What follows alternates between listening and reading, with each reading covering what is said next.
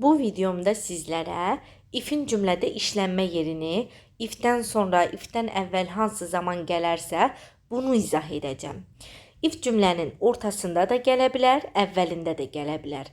Hansı hissəsindən gəlməsindən asılı olmayaraq zamanlar eyni şəkildə işlənir.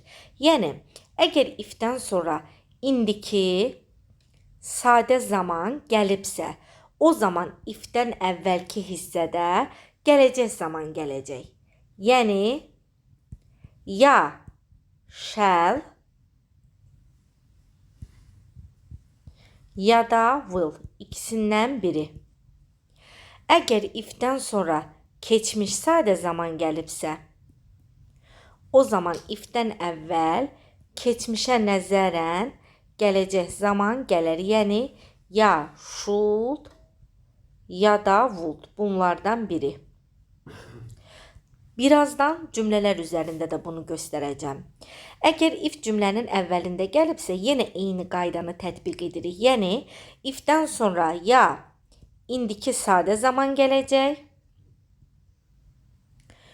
digər tərəfim isə, yəni ikinci nöqtəmdə isə gələcək zaman gələcək. Yəni, ya shall, ya da will, ikisindən biri. İfdən sonra keçmiş sadə zaman gəlibsə, o zaman yenə ikinci nöqtələrimdə olacaq. Keçmişə nəzərən gələcək zaman. Yəni, ya should, ya da would. İndi bunları cümlə üzərində baxaq görək ki, bu boyda yazdığım bu qayda cümlə üzərində necə olacaq.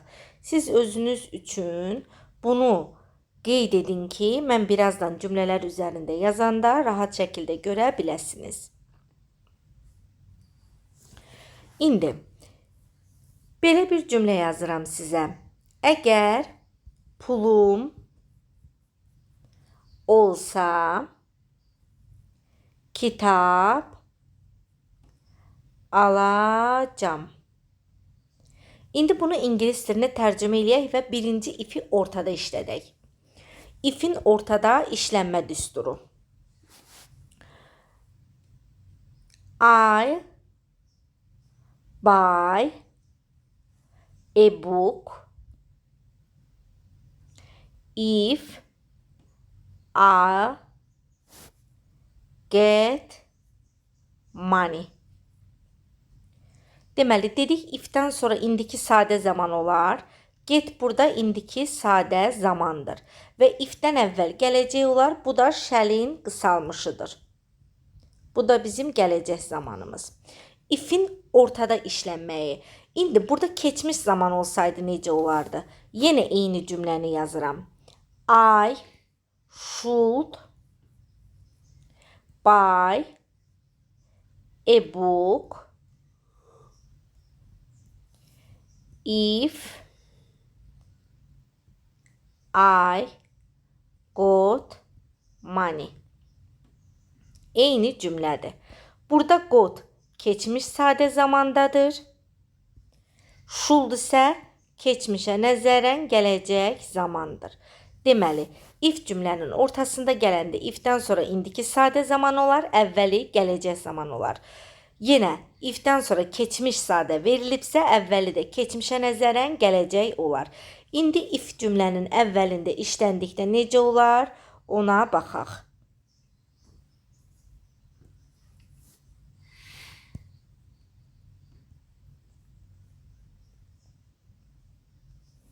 Yenə eyni cümlə.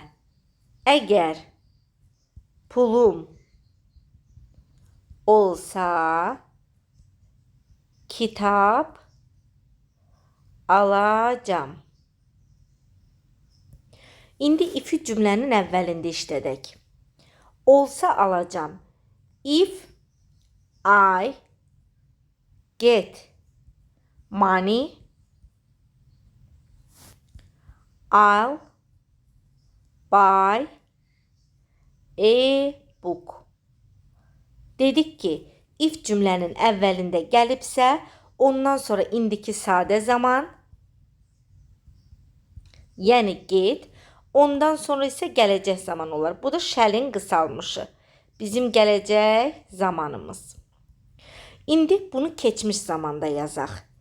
If I got keçmiş sadə zaman money I should buy a book. Yenə keçmişə nəzərən gələcək zaman. Deməli, if cümlənin əvvəlində olsa, ondan sonra indiki sadə, digərində isə gələcək zaman olar. Yenə if cümlənin əvvəlində olduğu zaman, ondan sonra keçmiş sadə zaman gələr, ikinci tərəfində isə keçmişə nəzərən gələcək zaman olar. Bu da ifin cümlədə işlənmək qaydası, ondan sonra zamanların necə olmasının izahı.